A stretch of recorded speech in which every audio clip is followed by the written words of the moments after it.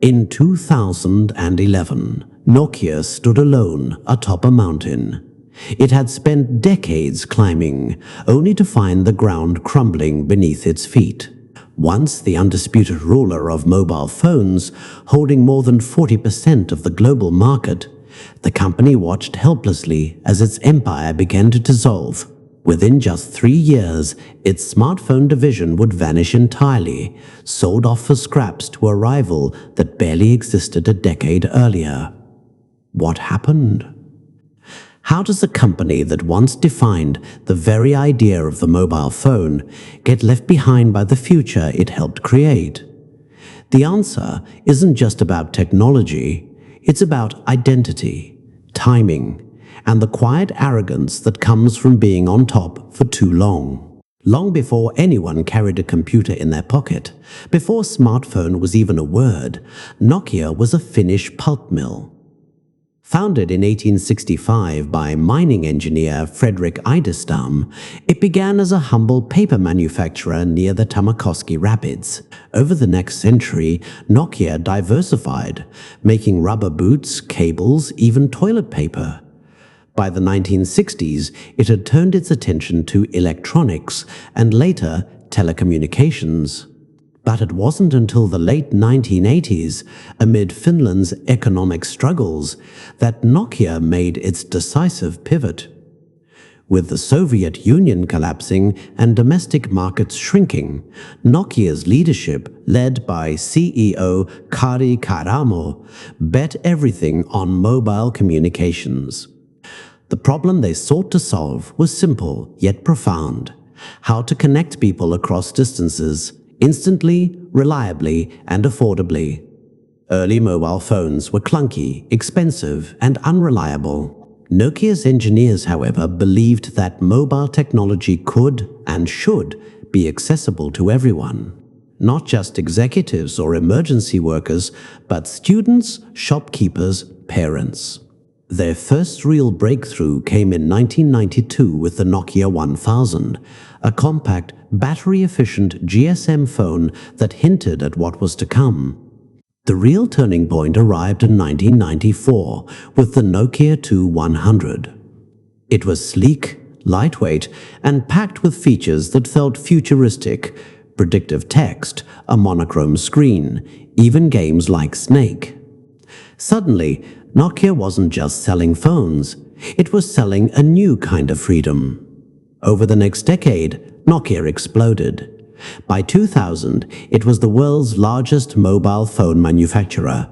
By 2007, it commanded over 40% of the global market, an almost unimaginable dominance in an industry defined by rapid change. People believed in Nokia because it delivered. Its phones were durable, intuitive, and built for real life. In developing nations, a Nokia phone was often the first and only digital device a family owned. In war zones and remote villages alike, its signal strength and battery life saved lives. Inside Nokia's Espoo headquarters, innovation thrived. The company invested heavily in research, holding tens of thousands of patents in wireless technology. It pioneered early smartphones with the Series 60 platform, launched the first camera phone, and even experimented with touchscreens long before the iPhone existed. To the world, Nokia wasn't just a company, it was an institution. Then, in 2007, everything changed. Apple unveiled the iPhone. The reaction inside Nokia was complicated. Publicly, executives dismissed it as an overpriced toy, a niche product one executive reportedly said. Privately, engineers were alarmed. The iPhone wasn't just a phone, it was a pocket computer with an app ecosystem, a fluid interface, and internet capabilities that made Nokia's offerings look archaic. Yet Nokia didn't pivot. Instead, it doubled down on its own operating system, Symbian, which had powered its smartphones for years. Symbian was stable and efficient, but rigid. Its interface felt dated. Updating it was slow, Developers hated working with it. Meanwhile, Google launched Android, a free open-source alternative that rapidly attracted manufacturers like HTC, Samsung, and Motorola. Within 2 years, Android and iOS had captured the imagination of consumers and the loyalty of developers. Nokia's first warning signs came in the form of slipping sales, declining profit margins, and growing internal dissent. Engineers begged leadership to adopt Android. Others pushed for a complete overhaul of Symbian. But Nokia's leadership hesitated, trapped between legacy pride and strategic uncertainty. In early 2011, Nokia made a decision that would seal its fate. After years of internal debate then, CEO Stephen Elop, formerly of Microsoft, announced a radical new strategy. Nokia would abandon Symbian and Android, and instead partner exclusively with Microsoft to build phones running Windows Phone. On paper, it made a kind of sense. Windows offered a clean, modern interface. Microsoft promised deep integration with its services, and Elop, an outsider brought in to shake things up, believed that differentiating from Android was essential. In his now infamous Burning Platform memo, he likened Nokia to a man standing on a burning oil rig, forced to jump into icy waters to survive. But the jump was fatal. Developers saw Windows Phone as a dead end. Consumers didn't understand why they should choose a third ecosystem with almost no apps.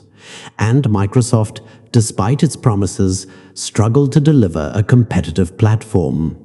Even more damaging was the timing.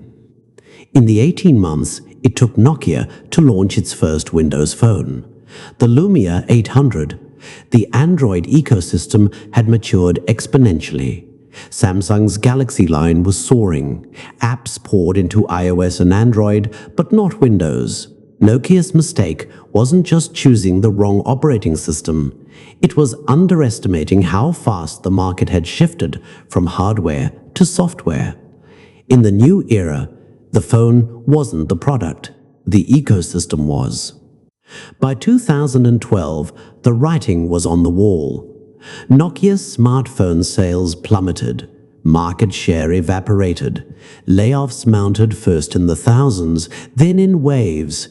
Factories in Europe and Asia shuttered, morale collapsed. In 2013, Microsoft made its move. In a deal valued at €5,400,000,000, it acquired Nokia's entire devices and services division. The brand that once symbolized Finnish ingenuity was now a subsidiary of an American software giant. The announcement stunned Finland. Newspapers ran front-page headlines mourning the loss of a national icon.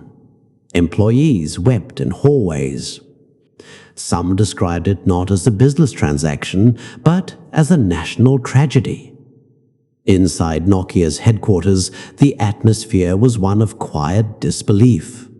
After decades of leadership, after shaping how the world communicated, Nokia's smartphone era was over. Just like that, what happened next was both surprising and telling. Nokia, as a company, didn't disappear. It refocused. Selling off its phone business freed it to double down on its core strength, network infrastructure. Today, Nokia is one of the world's leading providers of 5G technology, quietly powering the backbone of global communications. Microsoft, meanwhile, struggled with the acquisition. Despite releasing well-reviewed Lumia phones, Windows Phone never gained traction. By 2016, Microsoft had effectively abandoned its mobile ambitions, writing off over $7 billion in losses. The Nokia phone brand was eventually licensed to HMD Global, a Finnish startup that now sells budget Android devices under the Nokia name, nostalgia wrapped in modern plastic. Stephen Elop returned to Microsoft, then later to the tech industry in advisory roles. He remains a polarizing figure, hailed by some as a bold reformer, criticized by others as the man who handed Nokia's crown to its rivals. The tech world watched closely. Analysts, entrepreneurs, and engineers studied Nokia's fall as a cautionary tale, not of failure, but of misreading the future. Nokia's story offers profound insights, not as warnings, but as observations about how even the most successful organizations navigate change. First, market leadership can become a cognitive trap. When you've defined an industry for decades, it's easy to believe the rules won't change, or that you'll control how they do. Nokia didn't ignore the smartphone revolution, it misinterpreted it. It saw phones as hardware problems, while the world had moved to software experiences. Second, ecosystem momentum matters more than technical superiority. Nokia's phones were often better built than early iPhones or Android devices. But once developers, users, and networks coalesced around iOS and Android, switching costs became insurmountable. Platforms aren't won by specs, they're won by networks. Third, speed of adaptation is not the same as willingness to adapt. Nokia explored touchscreens, app stores, and internet services years before they became mainstream. But its vast organizational structure, designed for scale and reliability, was too slow to pivot when speed became survival. Bureaucracy isn't always the enemy, until the environment shifts faster than your processes can follow. Fourth, external leadership can provide clarity or amplify confusion. Elop's outsider perspective exposed Nokia's vulnerabilities, but his solution assumed the company could build a third ecosystem from scratch in a winner-takes-all market. Sometimes the boldest move isn't forging a new path, but joining the one already worn by millions. Finally, legacy is not leverage. Nokia's brand carried immense trust, especially outside the United States. But in the digital age, consumer loyalty shifted from hardware to experience. A trusted name can open the door, but if the software inside feels outdated or limited, users will walk right out.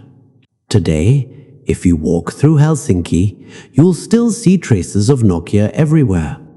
In the quiet hum of data centers, in the fiber optic cables beneath the streets, in the pride of engineers who once held the world in their hands. Nokia didn't vanish. It transformed. Its smartphone chapter closed not with a crash, but with a whisper. A reminder that even giants must evolve or make space for those who will.